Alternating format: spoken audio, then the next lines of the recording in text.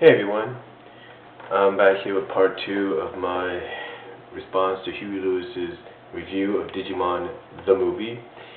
And as I said at the end of part 1, this show took a lot of risk. And at times I think in the views of some people was controversial, especially with the DNA digivolving. For example, like I mentioned at the end of part 1, the DNA digivolving of Gatomon and Hawkmon together to form Soliframon or something like that. I'm not sure if it got people talking or not. It might have, because it's like no one really would have a problem with like the male characters and even a female character merging together to become one new character. But if you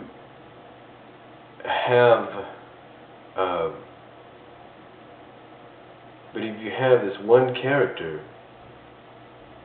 it's kind of weird. It's like when you have a female and a male merge together, you don't know exactly who takes over, what kind of a character it is, if it's male, female, what. Maybe some people might joke around and say it's a hermaphrodite. But anyway, that's what made this show unique and popular among older kids when they got older and they got sick and tired of watching Pokemon. Because, let's be honest, nothing against Pokemon, but I'm pretty sure that people got sick and tired of it and wanted to watch something else. Noticed it was just the same stories recycled in every episode almost. And that's what made Digimon different. Because anytime the characters digivolved or DNA digivolved and things like that, as I mentioned in part 1, it wasn't because they were battling another Digimon and all that to get a badge and all that for the tamer or the human partner. No. It was because they were facing the forces of evil. And the thing about this is it took risk in areas. It was more darker in tone. It was more dramatic at times. It was just... Gatomon, like I said in part 1, is a good example. Her character is a good example. And believe it or not, she is the one that actually recognizes Myotismon in season 2, at the end of season 2. And recognizes the voice and finds out and reveals that he's the one that's truly behind all this. So, everything that's happened in season 2. Anyway,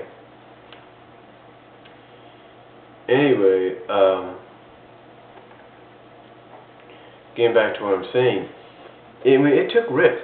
Even the Magna took risk, but that's a Magna, so that's more of an exception. But this show took risk and went to places no one else did. You take a look at the spin-offs, like Tamers. And one of the main Tamers there was Rika, and her Digimon was Renomon, and their relationship was sort of like a center of the series, because Rika was sort of like a lone wolf, and Renomon in a way was the same way, but they realized by working together that they both learned about friendship and teamwork. And here's another thing about Tamers. They broke the fourth wall, if you will. You see, in the previous 2 series, and even in Pokemon, the game that it's based on is never acknowledged. The real world, in some way, is never acknowledged. In Tamers, they broke the fourth wall by acknowledging the game, the card game that the Digimon card game. They acknowledged that. They broke the fourth wall there and tried to focus it on the real world. But then they brought in the Digiworld and everything, because the main character, the new leader, the new Digidestin, found the blue card and swiped it in his card reader, and his card reader became a Digidevice. But again, they broke fourth wall by doing that. Another thing that they did as well is they did the Biomerge, which of course would get people, like with the DNA digivolving of Gatomon and Hawkmon together, would get people talking, because basically what you had with the Digimon Tamers, the human characters, merging with their Digimon to become an ultimate Digimon. And what was crazy is that the Digimon Tamers were naked when they became naked when this happened. And in their naked forms, they were contained inside the Digimon, inside some kind of bubble, inside the Digimon, I should say, that allowed them to share thoughts and feelings and strengths and all that with each other. Basically, they became one, if you will. And I'm sure that got a lot of people talking and got some controversy put towards the show. But then you take a look at Frontier. The Digidestined themselves were Digimon, if you will. They were basically inhabited by the spirits of legendary Digimon warriors, and they became those warriors.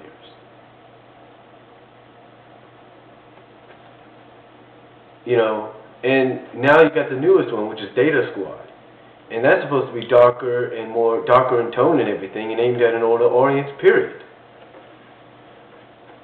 Basically what I'm saying is that shows like the original Digimon in the first two and a half seasons, and then Tamers, and then Frontier, and even Data Squad, they've taken risks that no other show, that not even shows like Pokemon has ever taken. I mean, the Biomerge and the DNA Digivolving merge, those are taking risks sometimes, because if you have a female and male merge together, that takes risk, because that gets people talking. If you got a naked human girl merging with a female Digimon that's practically naked to become something else, that's taking chances. That's getting people talking. Pokemon never did that. Yu-Gi-Oh! In a way did a sort of a merge in Capsule Monsters when the Pharaoh merged with Dark Magician. Or Yugi/Pharaoh merged with Dark Magician. But you get the idea. This show took risk and chances that Pokemon wouldn't. And again, just as like I mentioned in part 1, they never had any indication that the torch was going to be passed. I mean, in Season 2, at the beginning of Season 2 and at the end of Season 2, at least you got to see the torch being passed from the original Digidestined, with the exception of TK and Kari, to the new Digidestined.